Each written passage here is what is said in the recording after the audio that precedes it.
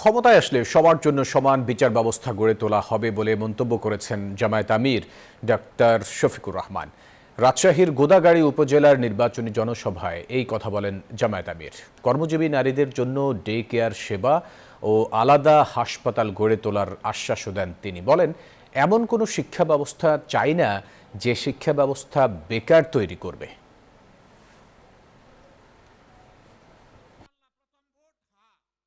সরকারি, আধা সরকারি, বেসরকারি, স্বায়ত্তশাসিত যেখানেই কাজ হোক একই নীতিমালা অনুসরণ করতে হবে ইনশাআল্লাহ।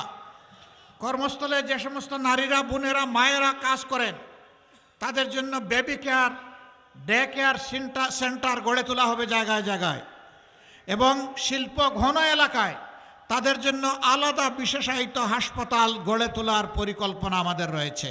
পদ্মা সেতু, মেট্রো রেল এবং এলিভেটেড এক্সপ্রেসওয়ে নির্মাণের গর্বিত অংশীদার বসুন্ধরা সিমেন্ট।